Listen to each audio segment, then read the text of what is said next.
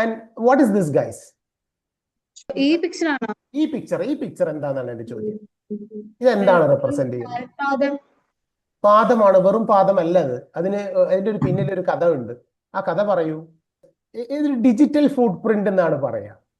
അതിന്റെ റെപ്രസെന്റേഷൻ ആണ് ഡിജിറ്റൽ ഫുട് പ്രിന്റ്. എന്താണ് ഡിജിറ്റൽ ഫുട് പ്രിന്റ്? അറിയോ ആർക്കെങ്കിലും? ഡിജിറ്റൽ ഫുട് പ്രിന്റ് എന്ന് പറഞ്ഞാൽ ഡിജിറ്റൽ ഫുട് പ്രിന്റിനെ റെപ്രസെന്റ് ചെയ്യുന്നതിനുള്ള പിക്ചറാണിത്.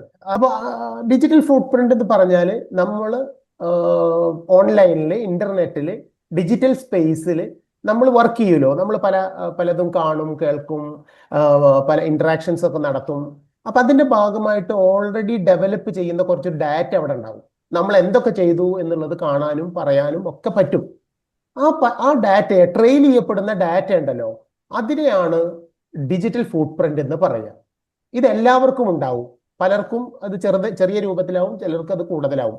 പക്ഷെ ഇത്തരത്തിലുള്ള ഈ കാലഘട്ടത്തിൽ അത്തരത്തിലുള്ള ഡിജിറ്റൽ ഫുട് പ്രിന്റ് വളരെ അനിവാര്യമാണ്. അതിന് കാരണം കരിയറുമായി ബന്ധപ്പെട്ട് ഡിജിറ്റൽ ഫുട് പ്രിന്റുകൾ ഇന്ന് ചെക്ക് ചെയ്യുന്നുണ്ട്. നമ്മളൊരു ജോലിക്ക് അപേക്ഷിക്കുന്നു. അപ്പൊ ഈ ജോലിയുമായി ബന്ധപ്പെട്ട് എന്തൊക്കെ കാര്യങ്ങളാണ് തൻ്റെ മുൻകാല ചരിത്രത്തിൽ, ജീവിതത്തിൽ ഈ വ്യക്തി ചെയ്തിട്ടുള്ളത് എന്ന് കമ്പനികളും അതല്ലെങ്കിൽ ബന്ധപ്പെട്ട സ്ഥാപനങ്ങളൊക്കെ നോക്കും. അപ്പൊ ഡിജിറ്റൽ ഫുട് പ്രിന്റ് വളരെ ഇമ്പോർട്ടന്റ് ആണ്. നിങ്ങൾ ഇത് എഴുതി വെക്കണം, ഡിജിറ്റൽ, എന്നിട്ട് സെർച്ച് ചെയ്യണം. ഇതെന്താണ് പറയുന്നത്? What is inquisitive?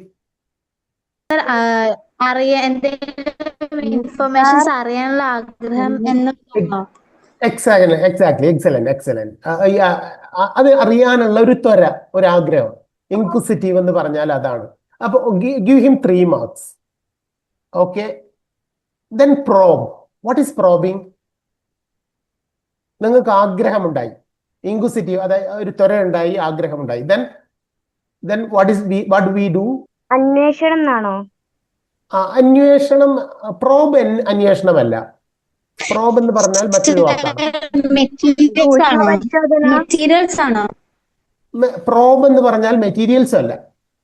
ഒന്നുകൂടി ശ്രമിക്കൂ. പരിശോധനയാണോ? സൂക്ഷ്മ പരിശോധനയുമല്ല.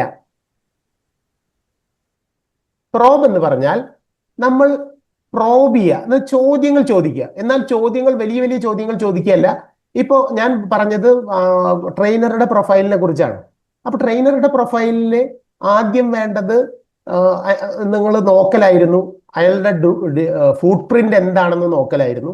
അത് കഴിഞ്ഞാൽ നമ്മൾ ഇൻക്വിസിറ്റീവ് ആവുക, അന്വേഷിക്കാനുള്ള ഒരു താല്പര്യം അതിൽ കാണിക്കുക. പിന്നെ അതുമായി ബന്ധപ്പെട്ട് ചില ചോദ്യങ്ങൾ ചോദിക്കുക. അപ്പൊ പ്രശോഭ് സാറിനോട് ചോദിക്കാവുന്നതാണ്, അല്ല സാറേ, ഇയാള് എന്താ സംഭവം, എന്തിനാണ് വരുന്നത്, അതല്ലെങ്കിൽ എന്താണ് ഇയാളുടെ സ്പെഷ്യാലിറ്റി, നമുക്ക് എന്ത് നോളജാണ് ഇയാൾ ഇമ്പാർട്ട് ചെയ്യുക എന്നുള്ള ചോദ്യങ്ങൾ നമ്മൾ ചോദിക്കണം എന്നുള്ളതാണ്.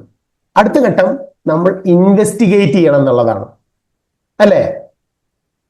ഒരു ഘട്ടം കഴിഞ്ഞാൽ ചെറിയ ചോദ്യങ്ങൾ ചോദിച്ചു, പിന്നെ സീരിയസ് ആയിട്ട്, അപ്പോൾ ഓക്കെ, നമുക്ക് താല്പര്യമുള്ള ഒരു വിഷയമായിട്ടാണ് ഇയാൾ വരുന്നത്. അപ്പൊ അതിൽ എന്താണ് അയാൾ ചെയ്തിട്ടുള്ളത്? ഓഫ് കോഴ്സ് ഈ പ്ലാറ്റ്ഫോമിൽ വന്ന് സംസാരിക്കുന്നവർ ഏതെങ്കിലും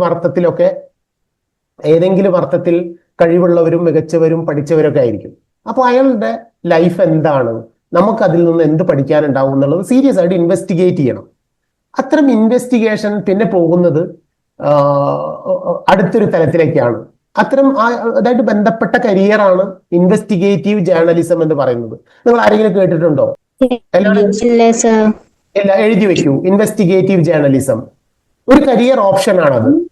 ജേർണലിസം മാത്രമല്ല, ജേർണലിസത്തിൽ സാധാരണഗതിയിൽ പത്രപ്രവർത്തനം അല്ലെങ്കിൽ മാധ്യമ പ്രവർത്തനം എന്നൊക്കെ നമുക്കറിയാം. പക്ഷെ ഇൻവെസ്റ്റിഗേറ്റീവ് ജേർണലിസം എന്ന് പറയുന്നത് അതിന്റെ തന്നെ ഒരു ഉപവിഭാഗമാണ്. It is special area that normally people don't do, but it is very much required.